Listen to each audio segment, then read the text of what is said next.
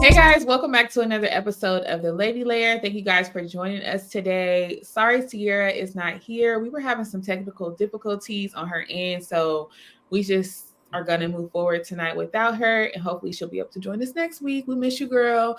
So we're going to jump right into the buzz layer, and you guys, today it was announced that J-Lo officially filed for divorce. We did touch on this topic a few episodes ago about how we say being in the streets, child, with another woman. So we don't know if that had anything to do with it, but apparently she filed for divorce and there is no prenup. Yeah, we're gonna see how messy this gets, because the prenup keeps the divorce clean. So hopefully they can end this amicably and just take what they came with and whatever businesses they had during the wedding. Because she came out with that new prosecco, so hopefully he ain't trying to come for those coins. Okay, and she already got her little margarita. I forget what it's called, Della something. That's what I'm talking about. Oh, it's a prosecco in there too. I think there is a prosecco. We tried it at the wine festival. Mm-hmm. Yeah, so hopefully, they can just leave amicably and just move on. But I think this is a lesson to everyone: don't double back. Okay. Leave well enough alone. Okay. It was a reason why y'all broke up in the first place. Like, just leave it alone. So, not sure if y'all watch, but Braxton Values is back. Braxton Family Values. And so far this season, they've been touching on their grief with Tracy and like talking about her last days. And I just think it's very interesting, this sister dynamic. Like, I feel like even with Tracy's death, like they still can't get it together. Like Tamar, it's like the Tamar, Towanda, Trina triangle. And like I feel like Trina tries to be like the middle person, right? The neutral person, but I feel like she always gonna go to Tawanda's side a little bit more. It's very evident that she's partial to Towanda. I think too, because Tamar is so strong in how she says things, and like she don't really sugarcoat nothing, and she can be very raw in her feelings. And I feel like a lot of times that's easy to make her out as the villain. Right. Like even if her statements are valid and what she's saying is true, her delivery just completely blows everything. And I think I feel like Tamar and Trina do have their own relationship, because I even see them online on social media and stuff. She be at Trina's house cooking for her. Trina cooks for her, and they have their own little sister dynamic. And I feel like she has a good relationship with Tony as well. But her and Towanda have always been like button heads, and like you never see them like really be cool for a long period of time. Right. And so I feel like because Trina is cool with the both of them, and I think she hates the dynamic, but it's easier for her to take Tawanda's side because Tamar is so boisterous in how she speaks, and she's so over the top. And like, I think it's irritating to Trina sometimes too. And they live in the same city, so they spend more time together. Right. So, well, Tamar lives in Atlanta now too. Yeah. Well, on the thing they were saying that it was because Towanda was trying to say, oh, well, Trina is here, so we bonded more and blah, blah, blah. Yeah. Like Tamar is the TV villain and Towanda is the real life one. Like she know how to be like sneaky and do stuff undercover. Right. And like Tamar, she don't got the she can't hold it. Right. She is out and open with it, and she speak her feelings. And I feel like Towanda holds stuff. Like she's like, y'all know I got receipts on everything. Right. But that's not necessarily a good thing. Like that means you're harboring and holding these feelings of animosity towards people because you just keeping record of everything that has happened, and you're still holding it against them. Like that's why they can't heal. Yeah, she counting taking ticks on everything that they do against her. Yeah, it's never a resolution. There can be a million therapists. They can go to a million family therapist sessions. And as long as she's still, you can just tell by how the way her demeanor is, like when she was talking to her on this last episode, and just like, my feelings are my feelings, and I'm just giving people what they give me. Right. And it's like, yeah, but you don't like, even I think the therapist was saying like you don't have any emotion towards it. That's still an Right. emotion. Like with you saying you have I'm nothing, numb. like Yeah. yeah, numb is still an emotion. And if this is your sister, you should want to heal from it. You shouldn't want to be numb to the Right. situation. Or okay with a boundary that she don't want you in your space or in her space. Right. Like, Now, people are saying that Towanda still holds resentment from way back in the day when Tamar took a deal and to go solo. mm-hmm. And they're saying that she's still holding on to a grudge from that, as well as her like talking bad about her husband on TV. It's a number of things. They've been through so much drama, but they're saying that it stems from that. And someone made a good point on TikTok. She was just like, all of the sisters kind of found their thing. Towanda never found her thing. Like Trina is the business owner. She had a successful record. Tracy, she did her singing career. She had a successful record. Tamar, of course, and Tony. Towanda, she tried the acting thing, but she never really had like her big break. She never had her own like stardom, Right. And with Tamar being the first one to branch out, I feel like she was okay with Tony being a star because everybody knew Tony was a star. She was a star from the beginning. Right. But And she still took them as like the backup singer. So she still got to share her world. Right. Tamar, when she went solo, it was like it was just her and her people. Right. Yeah. She was like, peace out, I'm finna be a star. And Right. because she was the baby sister. And I feel like Towanda probably was like, why not me or whatever. And I think she just held resentment towards her for her, just branching out on her own. I don't know. But I feel like, child, you too old. Right. Like you gotta let it go at some point. So we'll see. Right. You ain't even with that man no more. Let it go. Right. You see the little thing on the shade room where Trina and Towanda was on there being shady? Mm-hmm. Talking about they wasn't gonna be there. Huh? Like y'all can't pick one boyfriend that y'all liked of Tamar's. Like really? Then Trina tried to clean it up, and she was like, "This is not to say that I didn't like any of them. It just means that I can't pick one. They weren't my favorite. Like, but you can at least have said, oh, I really enjoyed such and such. Pick one, the baby daddy at least." Right. Out of the three, I like this one the best. Like, I would think out of those three choices, it would at least be JR or Vince. Like, come on. Right. But obviously right not the African they man. had one for Tony. Yeah. And it was Brian Birdman. I'm like, I wonder what Birdman did for them. Right. Towanda gives me like payday. Like if you do something for her, you got her. Right. So, sure, he probably did. See how the show goes. But that's why she should have picked Vince, because wasn't he didn't he help Tamar buy her car and all of that stuff? Probably so. Yeah, because when she was like, yeah, I bought you a car, and they were saying that Tamar was helping pay her bills and stuff. And I'm like, I'm sure that was Vince's money, so you should be grateful to him too. Right. Yeah. All right, y'all. So are y'all watching Emperor of Ocean Park? It's the show on MGM Plus. It is so good. Y'all gotta watch it. Let us know if y'all watching in the comments so that we can talk about it if y'all are, because I feel like it's giving Black Presumed Innocent. Like, right.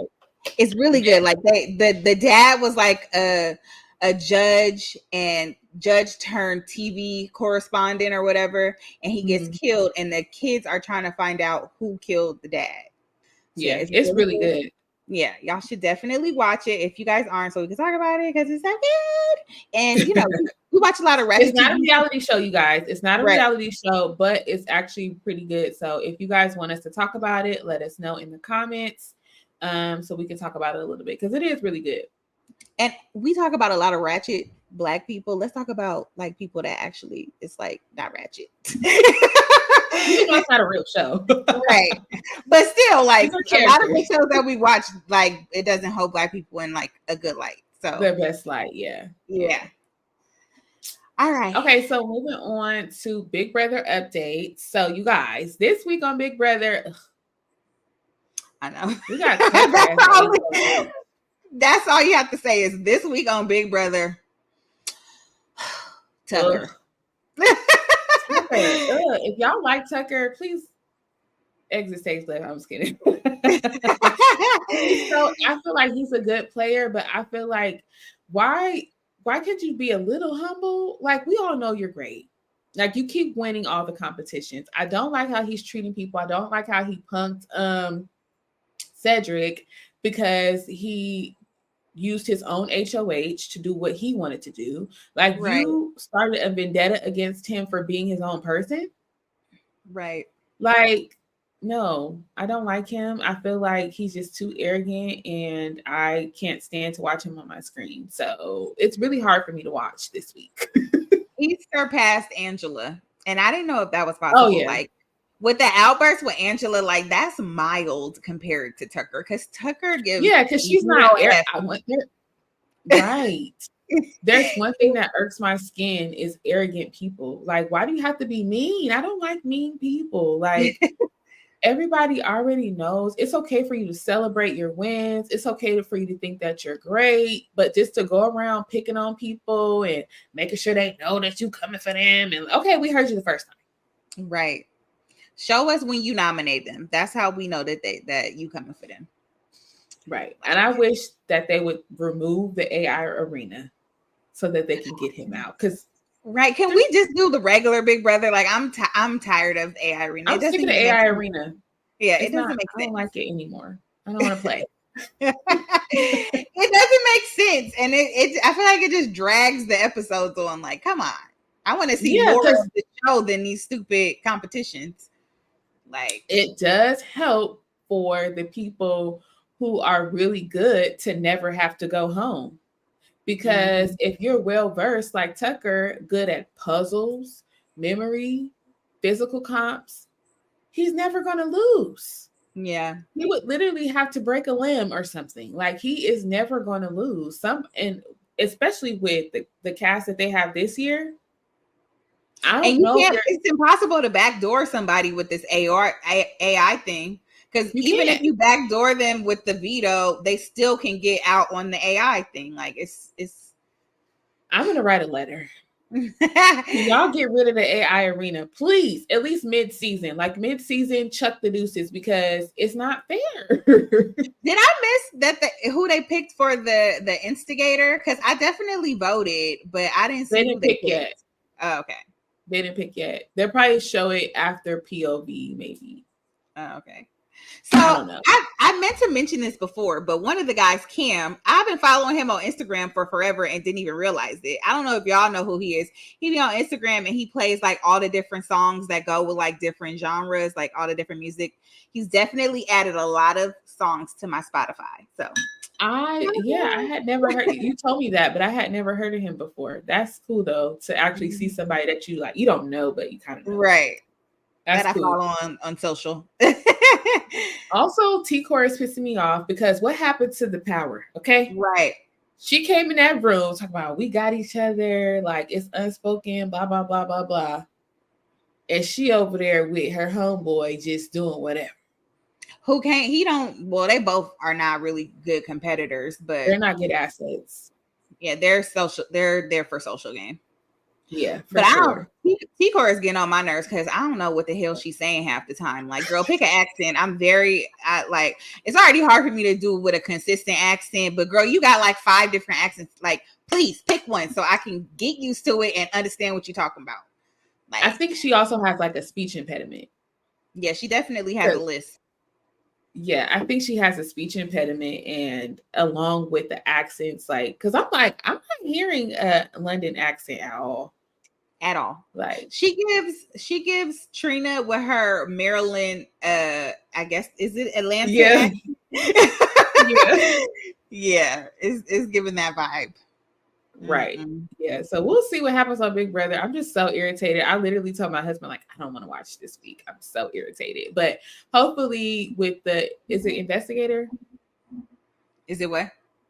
It's called Investigator, the new power play or whatever. Instigator. Hopefully the new Instigator play can help switch up some things because I'm over him. I'm ready for him to go. Yeah, me too. Very much Next so. case. Right. So another thing that we want to know if y'all been or have y'all watched or are y'all watching is the Scott Peterson documentary on Netflix. So I'm a true crime girl. I feel like I've said this before. So, I'm watching all the true crime docs. And this one, I ain't gonna give my complete opinion because I don't want y'all to go in on me on the comments, but y'all should definitely watch it because I feel like those documentaries definitely open your eyes. You might feel one way about this whole case, and then you watch it and it opens your eyes to something different. So it's really good. Tune in on Netflix. You won't be disappointed. And if you watch it, did you say the name of it? Scott Peterson? Yeah, I don't know the whole name. I know it's a Scott Peterson doc. I'm sure if you put it on Netflix, it'll say just put Scott Peterson, and then it should come up. Okay. I don't know what it's called. But yeah. So let us know in the comments if you watched it. Into this gossip layer. So y'all, I feel like it was on the same day as the Salt Lake City trailer came out. We hear that Lisa Barlow is getting sued again for $400,000. Like, is it the same number? I feel like it's close if it's not the same number. Hey, I'm like, girl, can you please take all her little coin? She should have never been bragging about how much that ring costs. Right, everybody coming for her. And then like they had to be coming for her hard because she was definitely about to fight Whitney at that table on the trailer. I don't know if y'all saw it, but child, Lisa was fighting Letitia. Okay. Listen, I'm excited for Salt Lake. I love that it comes on in the fall because they're in Salt Lake City. They got the snow. It just always gives me cozy vibes. And I'm excited for this season. Like, I'm pretty sure Mary's going to be unhinged. Right. Whitney being herself. Everybody is just going to give what it's supposed to give this season, I feel like. So I'm excited for it. And Mary is back full time. So we get to see all the foolishness. All the shenanigans. And you know, when people are going through stuff, they just say whatever. Like, I don't got time for this. I'm going through a lot. I can't wait for Mary because Mary gonna say whatever she want to say, even when she ain't going through stuff. Right. So just imagine. Right. Mary don't give a heck. When she talks about the black people outside of 7-Eleven, I said, oh, she ain't got no filter. She don't care. You're gonna hear all her thoughts. And she don't care what y'all got to say about her either. So those type of people are dangerous. Yes. Okay, y'all. So that's it for the gossip layer. Now the reviews. All right. So we're going to move into the Orange County Housewives, you guys. We didn't get to talk about last week's episode. The way my brain works, I don't really remember. So, Katrina, do you remember the recap from last week? So the big thing for last week was the dinner where Vicky came with Tamara and and I don't remember what else happened on that episode. That was the big thing. The dinner where Tamara went in on Shannon about her being an alcoholic and all of this stuff. And I just think Tamara is a horrible friend, and she showed it. And I hope that Shannon will listen. She needs to put her Towanda hat on and write this down and never forget. Write it down, take a picture, put it on her poster board, put it around what's her dog's name? Put it around his collar. Please never forget how Tamara is acting right now because she feels like she can come for you. Okay. Like, she was so ugly at that dinner. Like, it was ridiculous. Nasty. Like, I don't understand how she could ever call herself a friend to her the way she acted. She was never Shannon's friend. Never. She had no compassion for her. And then she egging on Alexis. Yeah, she egging on Alexis to bring up the $75,000 lawsuit, bringing wire transfer forms and all of this stuff. It's like, really? Yeah, I'm like, I don't understand, like, what is her big vendetta against her? Like, why are you going so hard? And even in this episode, I don't want to jump the gun, but the way she was going so hard on her, I'm like, it's something else there. It's giving, they trying to come out with Shannon's dirt before Shannon really dish the tea on John Jansen. Yeah, because I'm like, Tamara, you're going harder than Alexis at this point. Like, you are cutting her deep. Like, there's no way you could ever have been friends with this person the way that you could sit in front of her face and just constantly beat on her for the worst thing that she's going through right now. Yeah. Yeah. Mm-mm. And it's like, I don't want to say I wanted to think good of Tamara because I know the type of person Oh, she she is. been nasty from the start. But, right. But on that episode, she showed her whole butt. What? Like, oh my God.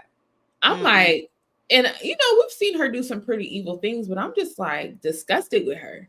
Yeah. And she's, yeah, why don't you go ahead and drink some more and run your car into another tree or whatever she said. And I'm just into like, some house. And I need them to let go of running it into the house. She did not run the car into the house. She ran it into the little planter outside of the house. Like, can we let that go?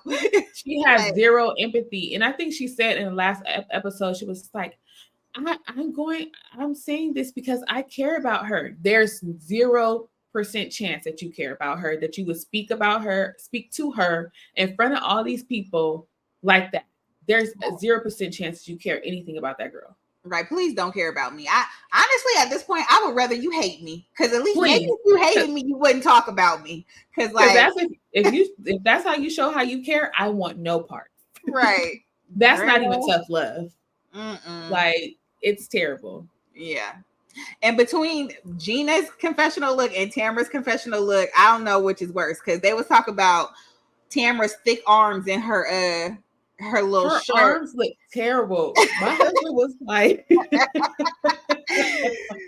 he said, does she have something on her arms? Is she wearing like sleeves or something? And I'm like, no, that's her arms. Like she looked like, I can't say what it looked like, but it looks terrible. They didn't close cut and she forgot to do her arms. She definitely forgot to do her arms. She should have put some what's that makeup stuff or something. Like it looked, she had old lady arms. Right. Like you did your face, but you didn't get your arms done. Nope. And you just decided I'm about to have them all out. F it. It was giving 80-year-old woman sunburnt. Right. And wrinkled. Like what? Right. It was terrible. Then, but Gina's hair took the cake to me. Dolly Parton. Dolly, it wasn't a wig. No, I think it was her hair. They just did it terribly. Like she talked all that smack about. Did you look? She didn't look in the mirror. There's no way. Listen, she talked all that smack about Jen. She needed to get Jen's team for these confessionals because, child, whoever her team is, they need to fire her. And whoever is the one who lets her go on camera and is like, all right, girl, you look good.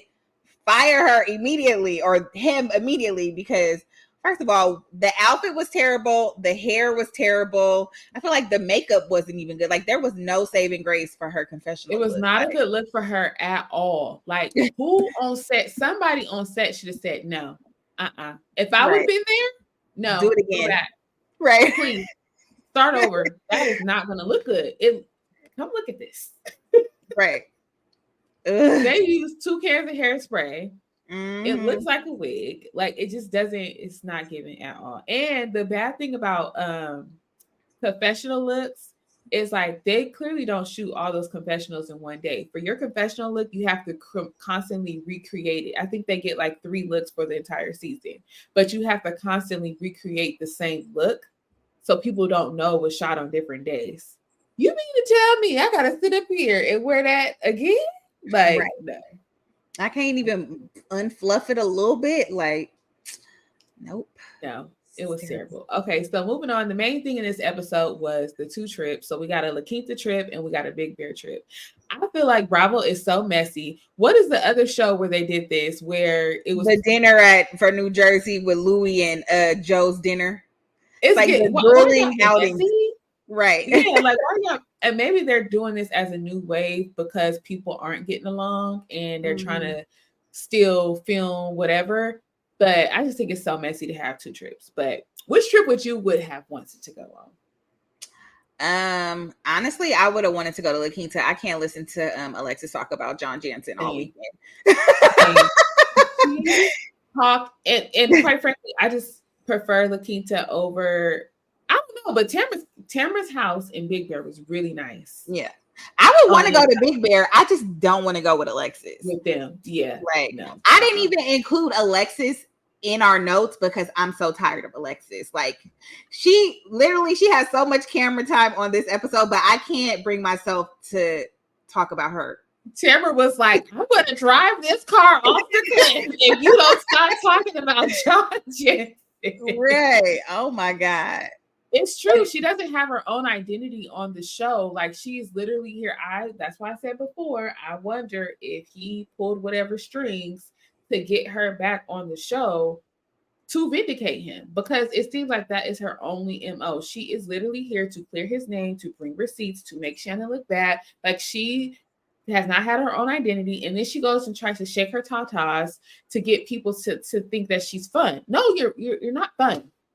Right. And then the fact that when she called him, John wasn't even acting like he liked her like that. Like, no, it was like, not giving reciprocity. He was like, thank God I get a break. Like, hurry up and get off. I'm sure if she's like that in real life, she's smothering him. Yeah, I'm sure it's exhausting. Weird. It's weird. Y'all ain't even been together that long, and you are just acting like, oh, I have to call my baby girl. First of all, you already held us up. Like, you late getting dressed. And then we about to go, and you want to call him? No. Right. Outfit ain't even given like that for you to be making us late. Right. And then she walked, like, where was she? Because how she walked by everybody talking about, well, where's everybody at? Like, yeah, like, is she blind? Like, she can't see or what? If John helped her get her Audi, because girl, you better count your days, because if he's suing Shannon for $75K, I'm sure he's gonna be trying to take that car back. Okay. So he bought that car. I don't know. I'm wondering if he did, because I know I follow her on Instagram. She got into an accident in her car, and then she got that car. That's why they were saying that was a new car. So I'm wondering if John helped her to get that car. I don't know what her settlement was like with her ex-husband, because I don't know what work she's done since she's been with him. But that's true. Yeah. I wonder, because we're not really getting. She's a friend of, right? Mm-hmm. Okay, so we won't really get to see her, like, because I'm like, I want to get in your business. What you got going on while you all up in Shannon business? And thank God she's a friend, because I don't know if I could do the whole segment. I probably would not watch OC if I had to do whole segments with Alexis. Like, oh my gosh, yeah, no, yeah. So in La Quinta, they having this bonding trip. Like, I want Shannon. Like, I love that Emily and Gina are being there for Shannon, but I want Shannon to realize how real friends act. Like, I get it, you don't want people talking behind each other's back, but like, there's a way to like tell someone that they've been talking about you, or like if you really wanted for Emily and Gina to hash it out, have the convo together. Like, hey, I know you guys have been talking to me. I know there's tension. Like, I love you guys. I want you guys to really work it out, and let them tell each other what they've been saying. Right. Don't go behind. It was messy. Yeah, it was very messy. And I don't want to say that if it was like she was trying to come between Gina and Emily, but it didn't seem like, it seemed like she was trying to make them hurt, like she was hurting. Like, I don't know. Yeah, it was a little unwarranted at the moment. I feel like it could have waited a little bit. And then Heather just took over the whole thing. Right. Heather piled on poor Gina. Right. Like, dang. Like, she is really mad about, well, I get it. She knew 6 months before about the whole paparazzi thing and never told Heather. Like, Katie is your new friend. Like, Heather is your friend. You claim you ride or die for her. You always defending her. Like, why wouldn't you tell her about paparazzi thing? Especially if you saw that weak receipt where it's just like, did Heather call the paparazzi? That could have been anybody. Yes. Right. Like, are you kidding me? That is your receipt. Like, that was not a real receipt. Now, I'll give it to Alexis. She actually came with a real receipt. Like, a wire transfer is a real receipt. That receipt. Yes text means nothing. A bogus text message, somebody asking a question and confirming something is nothing. Like, they could lie. Hello. Right. Like, I could see if the text was like, yeah, she did. And then it's a screenshot of the text from Heather asking paparazzi to be there. That's a receipt. A real receipt. But I feel like, I just hate that Heather kind of stole that moment, because Gina and Emily are real friends. Like, they have a long friendship. Like, of course, her and Gina are friends or whatever, but they've been rocky for a while now. And it makes me wonder, did Gina secretly want it to blow up in Heather's face? Like, is that why she told the girl? Because I'm still not understanding why she wanted Katie to tell her so bad, because it had to be me. It's my friend, and somebody gave me some information. I'm going straight to my friend because I don't want them to be embarrassed.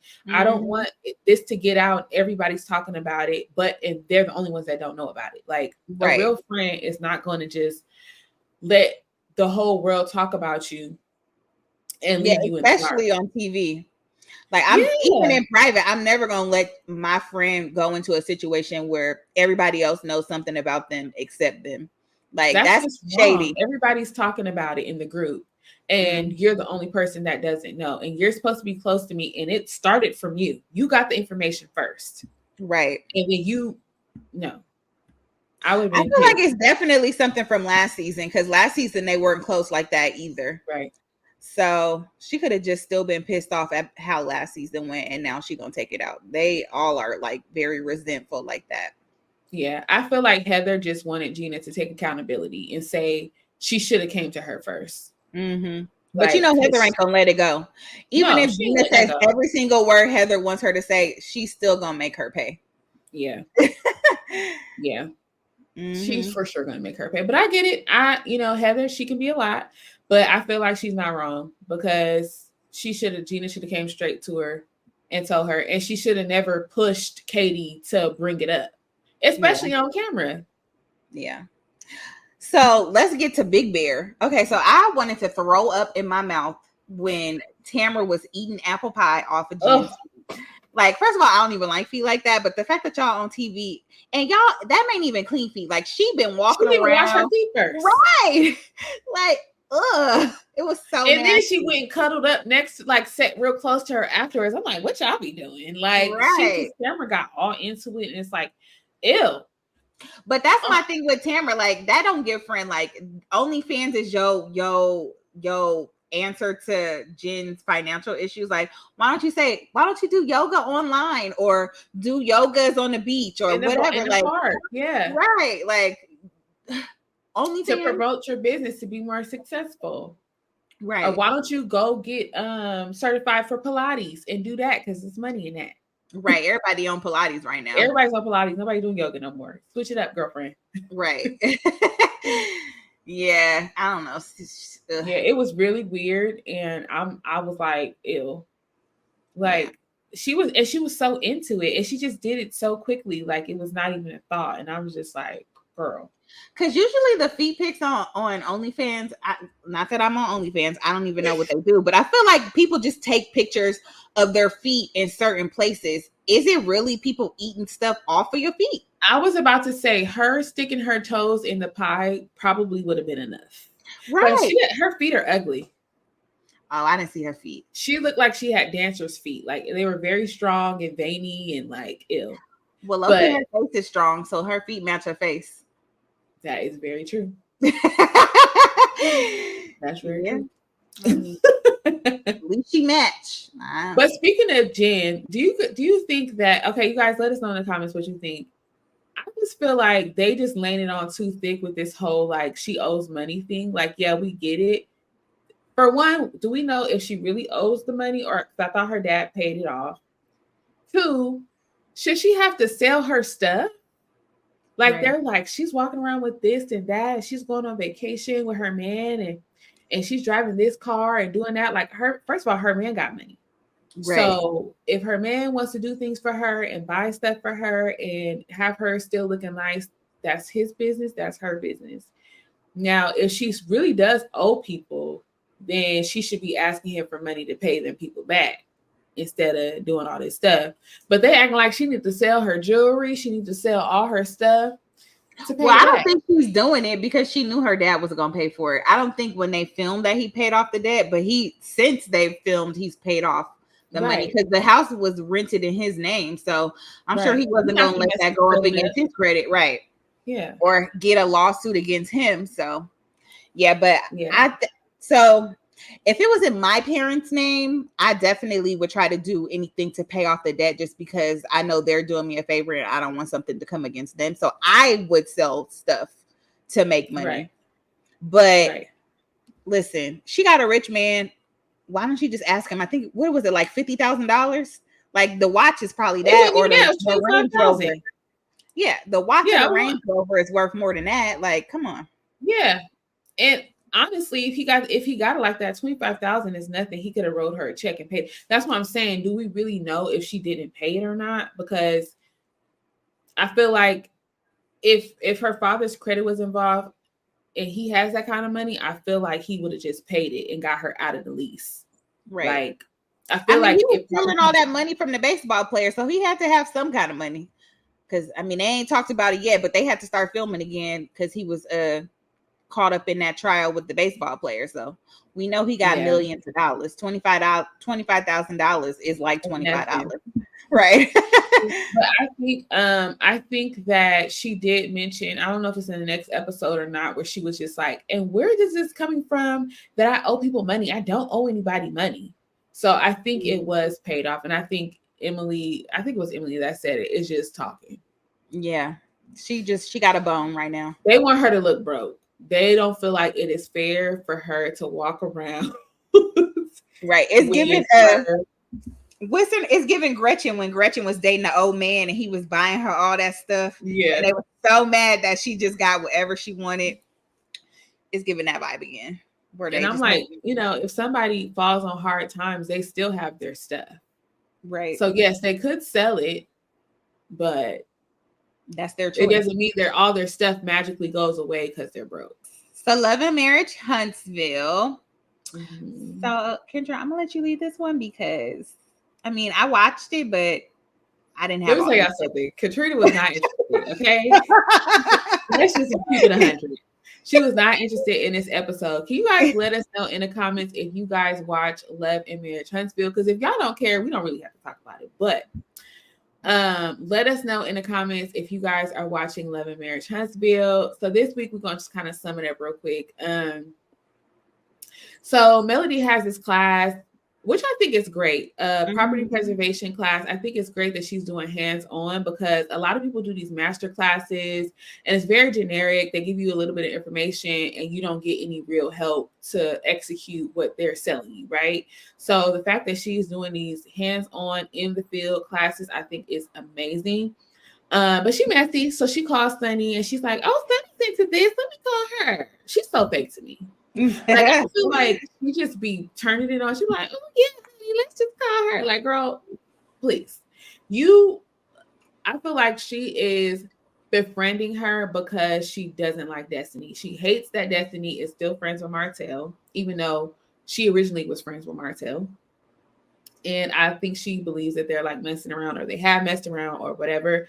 So I think she just really don't like Destiny. And she knows that her befriending Sunny is going to irritate her. So I think that's why she's doing that. So Kimmy has an event and everybody comes. And at the event, basically the conversation turns into everybody talking about Sunny and Moses' situation. Sunny Moses is not there. Destiny is not there. And I'm just like, it was weird. Like, yeah. I get like bringing it up a little bit, but like it turned into this whole conversation about what you think about this, what you think about that. And it was just like going on for a long time. And like Melody was just sitting there like this the whole time. Like, yeah, she was saying she wasn't going to talk about it because they weren't there, which yeah. I don't mind that. Like, why we like you could have invited them. Why do we have to talk about them behind their back? It's not like they were saying stuff. They were invited. Heard. They were invited. They just didn't come. But I don't think, like you said, I don't feel like the discussion should have went on that long with everybody chimed in. Yeah. Except for Melody. And so I was just like, oh, it kind of went on too long. Like, I feel like that conversation was giving like an off-camera conversation. We all at somebody's house. It's like, oh, child, did y'all hear about such and such? It was just gossip. Yeah. So I don't understand the purpose of that event either. Like, are they trying to open a restaurant with that lady who was the chef, or like, what was the purpose? So what happened was they bought a mom and pop shop that they renovated, whatever. It's going to be like a diner or something of the sort, a cafe, something. And they're basically auditioning chefs. So the chef asked to give them a tasting presentation, and they decided to make a party out of it so that everybody can taste and give their honest reviews of the food. So apparently everybody loved the food. I'm like, girl, this is not a tasting though. She was making full plates. Right. Like, this is the first course, and it was like turkey legs and Right. mac and cheese and greens and dressing and grits ham and and all this kind of stuff. stuff. Yeah. And I'm like, this is the full plate. And then they were Mhm. supposed to have a few other courses after that, but they said the food was good. So we'll see. I don't know if she's gonna be the actual chef, because they said they had a few chefs that they were gonna be like trying out or whatever. But yeah, that was basically the purpose of the event. But it just got really messy at the table with talking about the whole situation.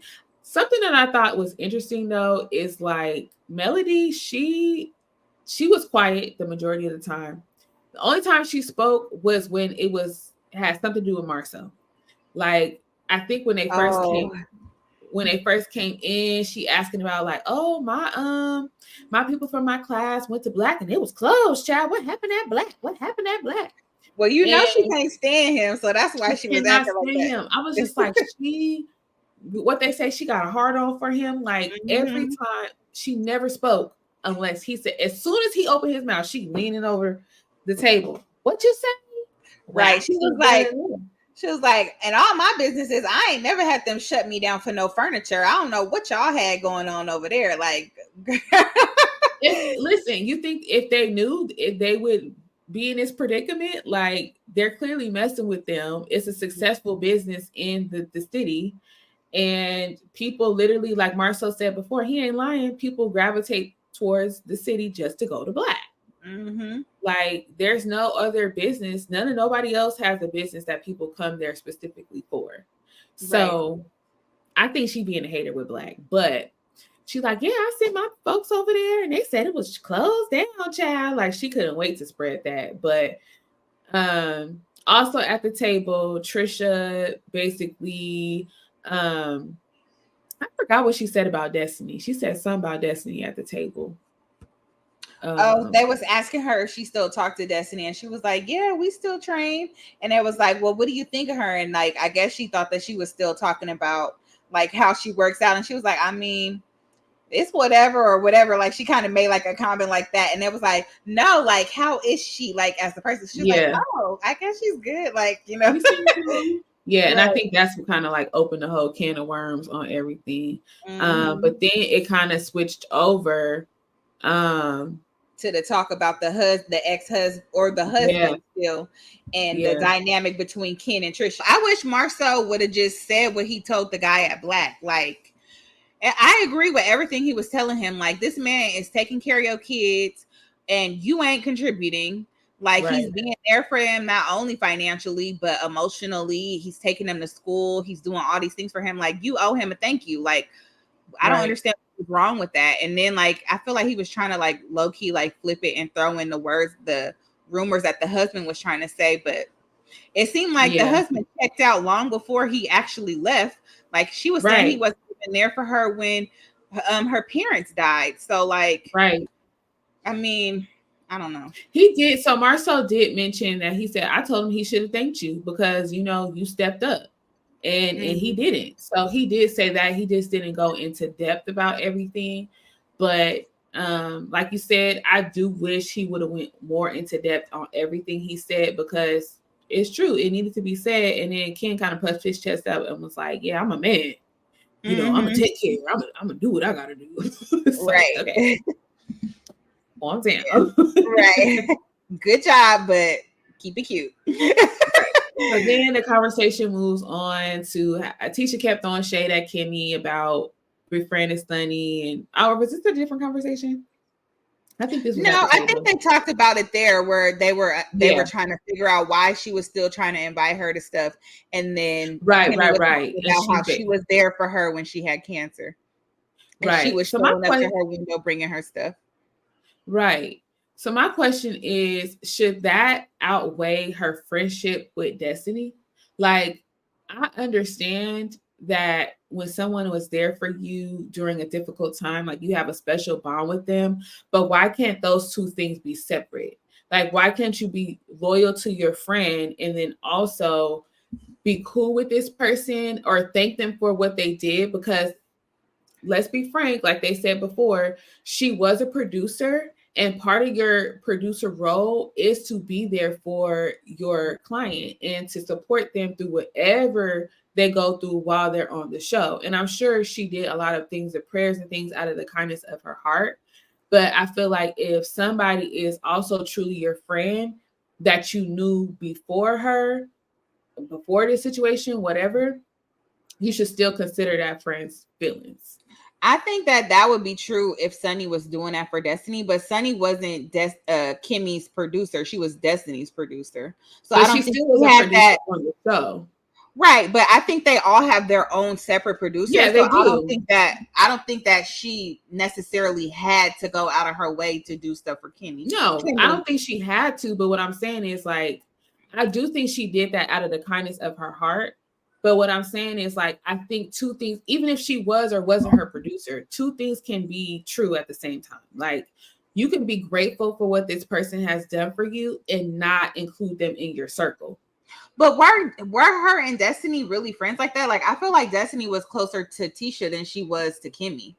Like I think Kimmy also claims her as a friend. Now I'm just going off of what the show. She claims her as a friend, but I'm saying like scenes and how they interact. Like Kimmy and Destiny and Tisha are the ones who actually hang out at the reunion. Yeah. They be going for each other's side. Like Kimmy is always like neutral. Like I feel like Destiny, like she's claiming Destiny as a friend, but I feel like they're more cordial than friends. Like I've never seen a segment where Destiny and Kimmy filmed alone or Destiny came to Kimmy's house. And I wonder like how there for Kimmy was Destiny. No, how there was Destiny for Kimmy. Right, when she was going through her stuff. But I feel like if that's the case, why don't you just say that? Because here's my thing. I feel like Kimmy is like, Destiny is my friend. Like, she is my friend. She keeps saying that. She's like, but also Sunny was there for me in a difficult time. But my whole thing is, if to say someone is your friend and the person who, yes, this person was there for you in a difficult time, but they also are causing harm on your friend, I feel like you can keep the two separate. Like, I feel like you don't have to do the dinners and do the extra stuff, the double dates and like the stuff like that. If you still are claiming loyalty to your friend, that's my whole thing. I feel like if she's like, me and Destiny are cool, but we ain't like besties. I feel like if she said that, then that would give me as a viewer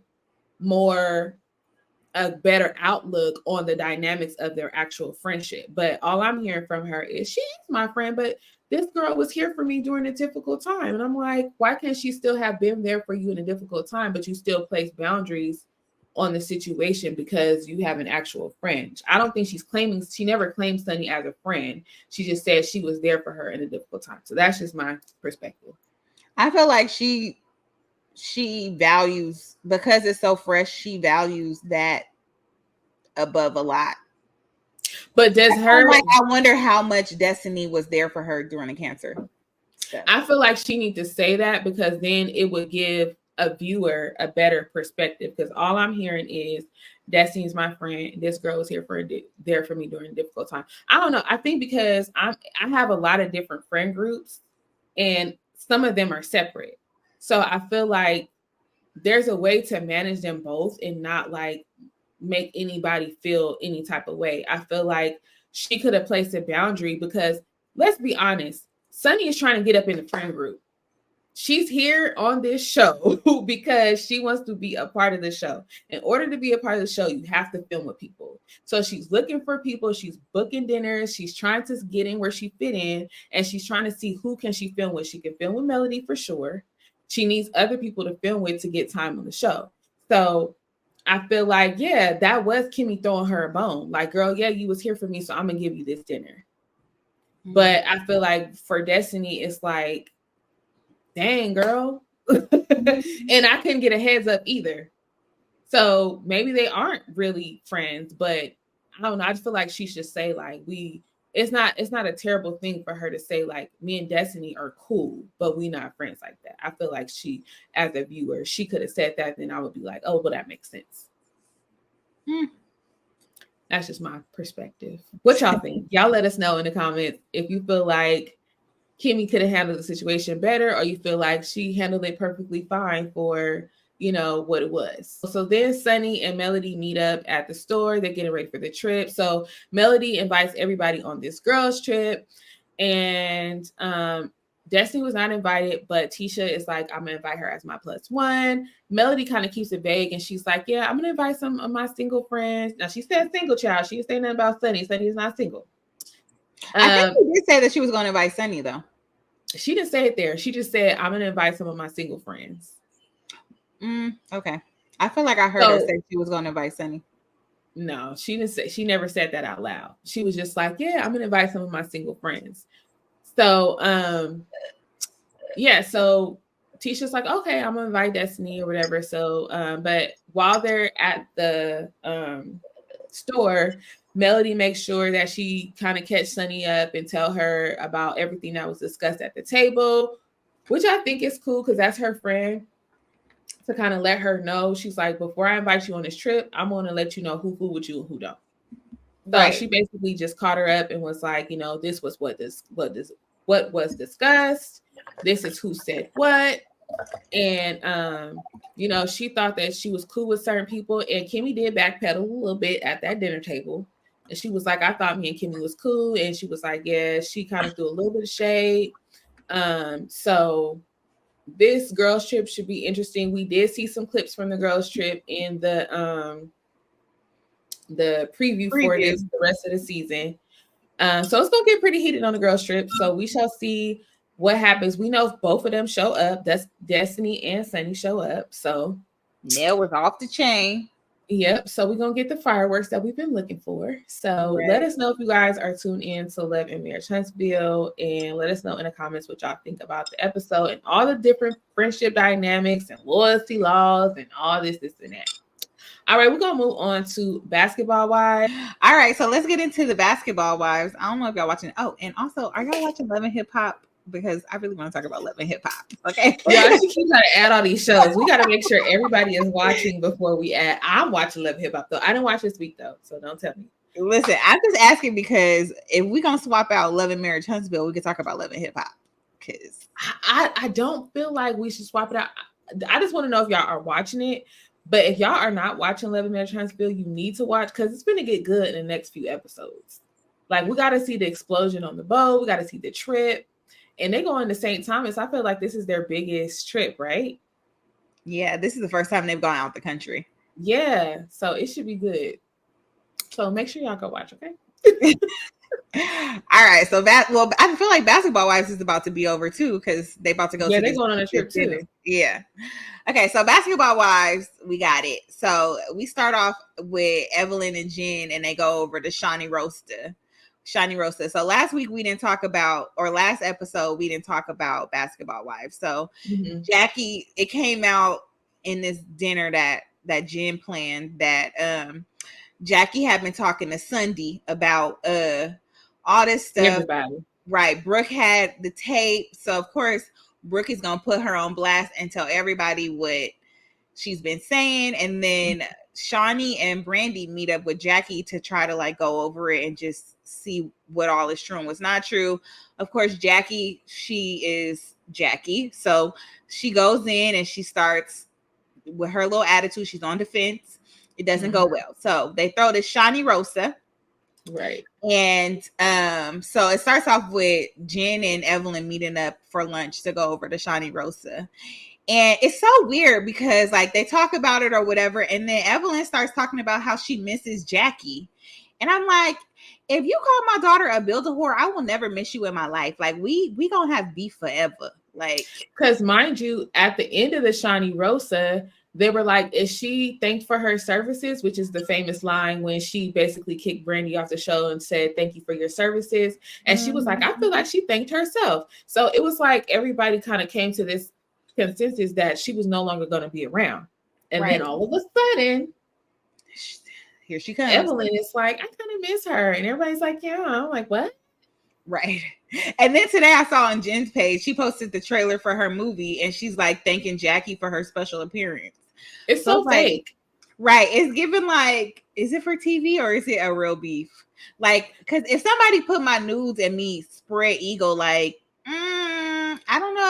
like maybe I'm just, I don't know.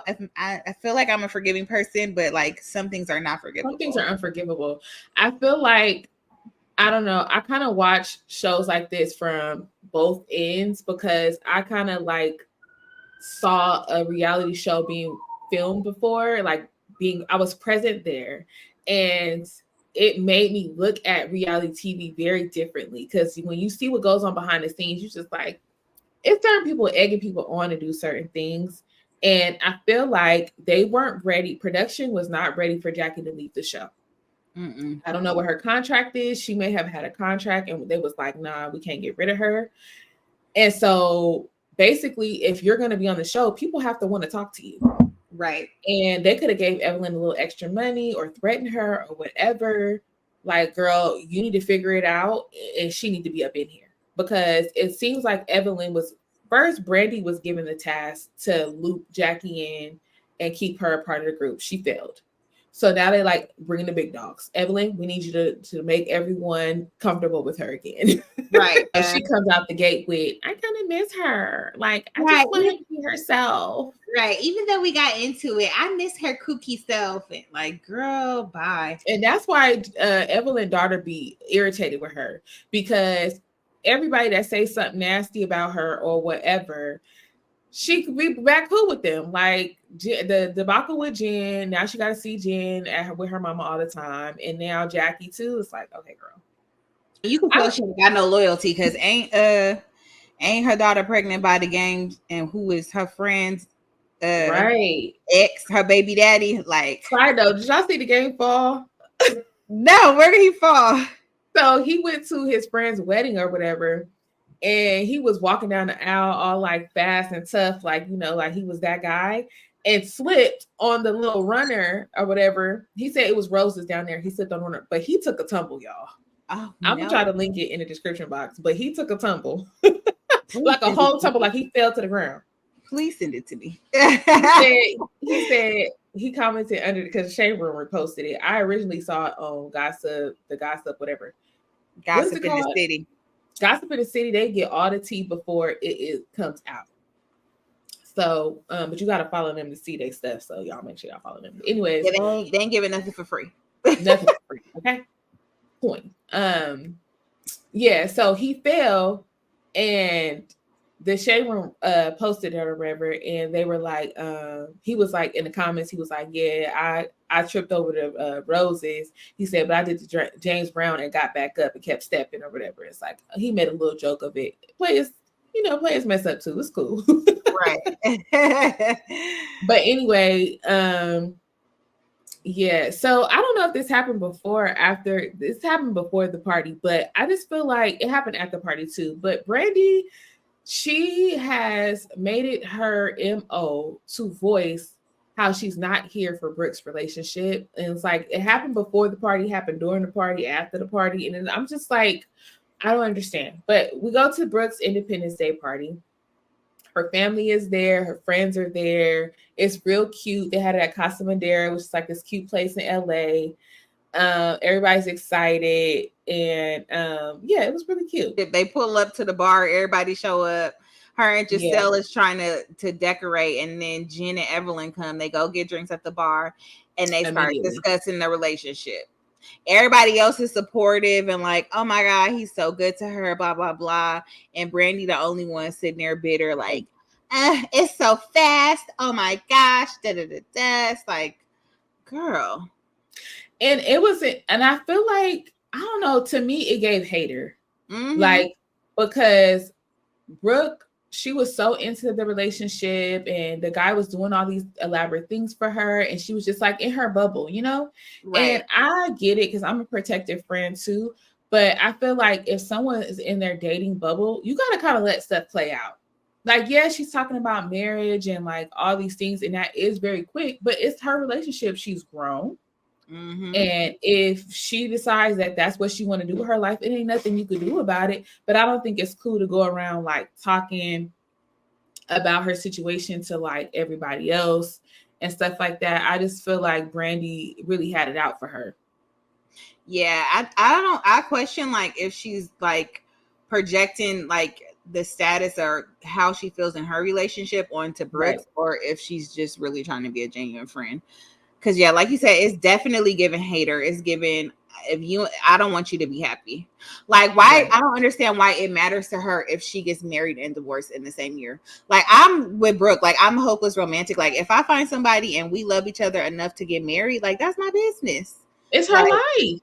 At the end of the day, I feel like if that's your friend, you say your piece to your friend, not everybody else. You say your piece to your friend, and now she knows how you feel. Right. And everybody goes on with their life. And you still support her.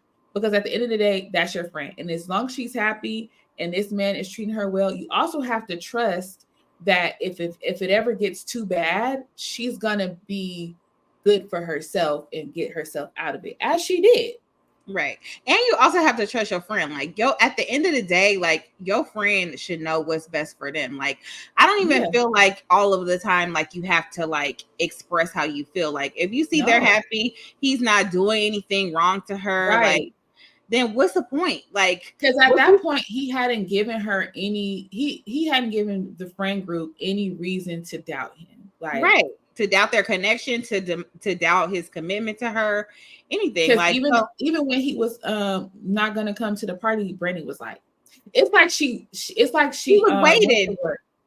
Huh? She was waiting. She was praying on their downfall. Where he at? Why he ain't here? Yeah, she was like almost getting like excited that he wasn't showing up for her. And I was just like, that's weird energy. Like, even if you're skeptical about the relationship, you still shouldn't want your friend to get hurt. Right.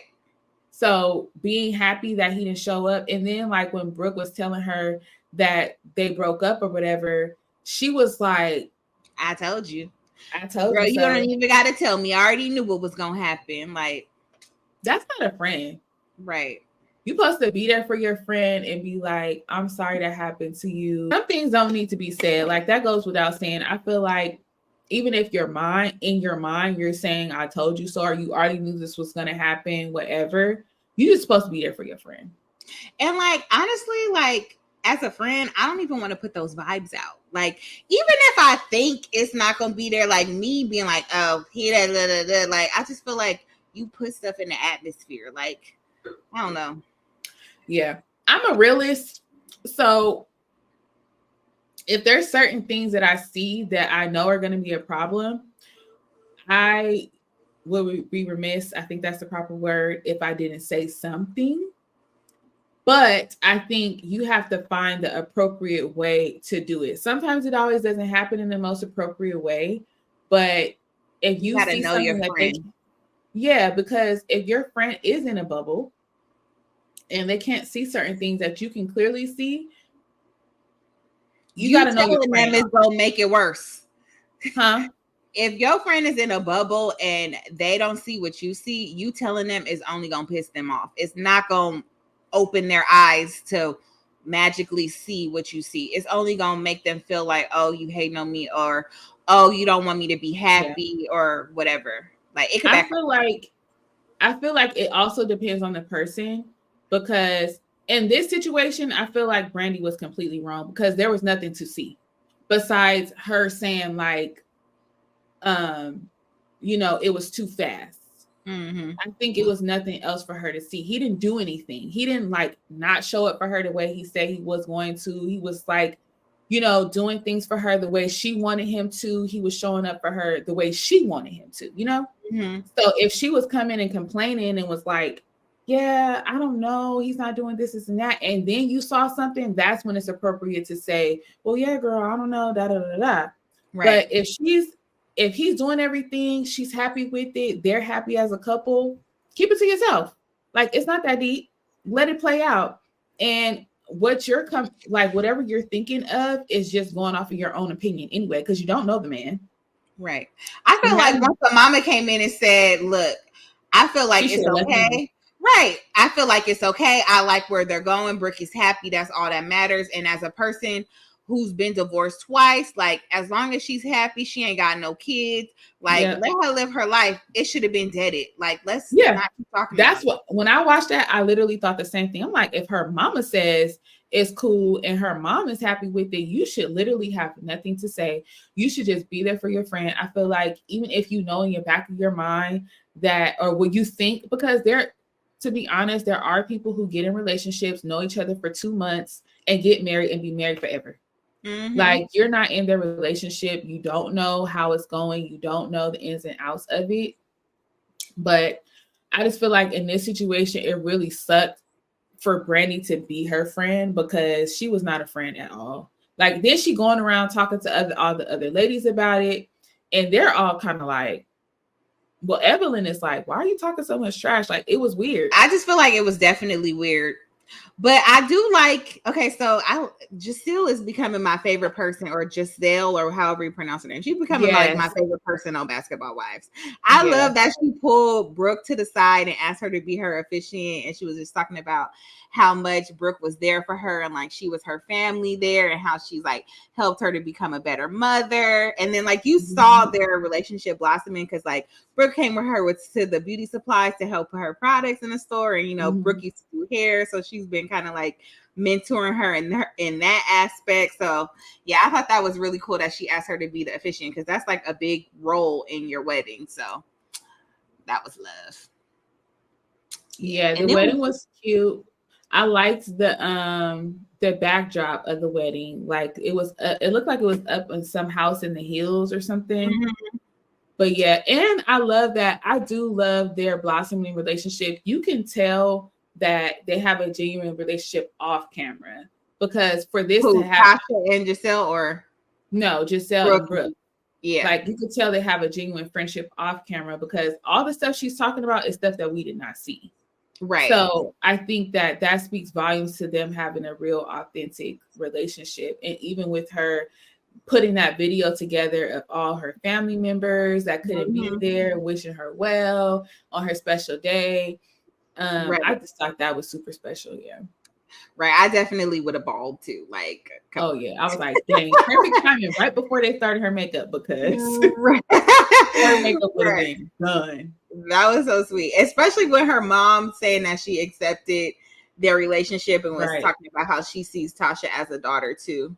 And like this, okay, so this might be taboo what I say, but like, and maybe I don't get the like LGBT people, please educate me. Like, I've never seen like a relationship like that where they both call each other the wife. Like, usually one of them is like, you know. No, they still say wife and wife. Do they? Unless they identify as a different gender. Because I feel, well, that's true. Because I feel like she's like, you know, kind of like stud-ish.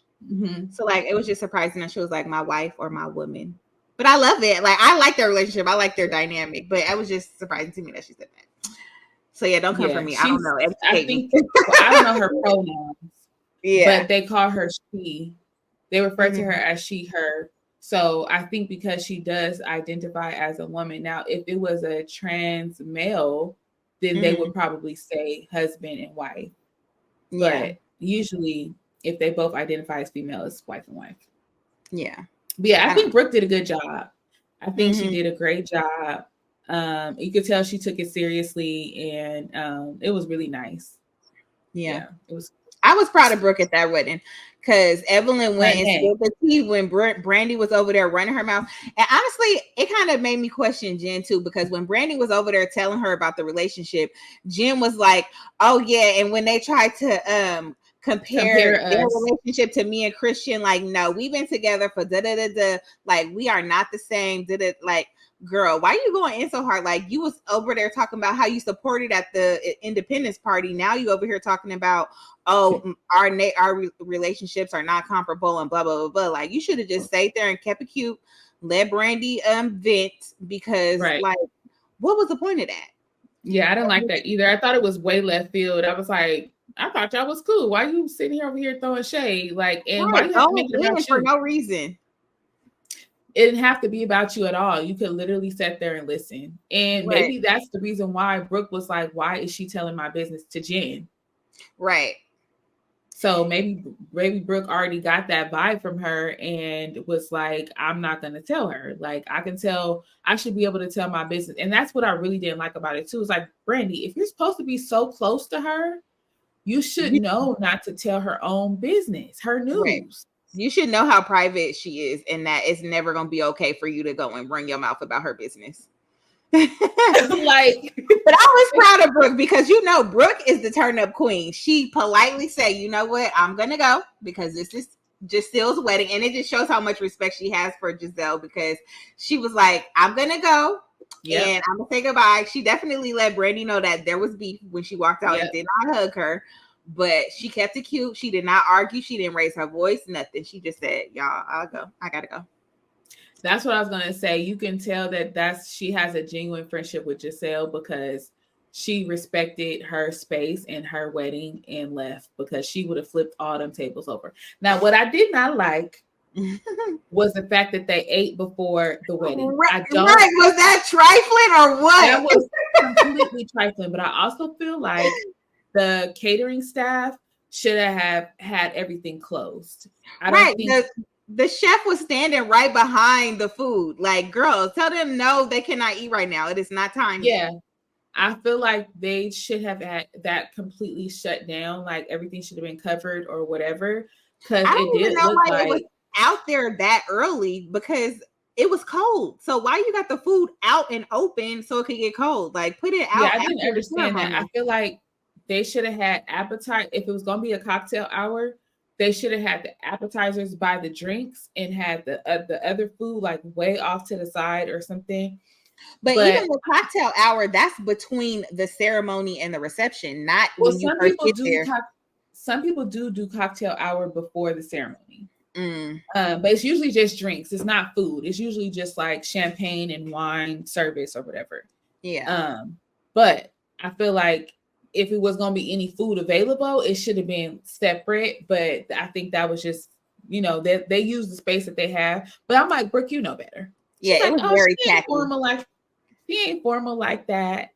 Yeah, it was y'all made plates and sat at her place settings before she walked down the aisle. Y'all had chicken and lamb chops on the table, like and macaroni and no. Y'all made full plates. Like I could see if you like, which I'm hungry, I need a little chicken wing or something. Let me go off to the side and eat a little chicken wing.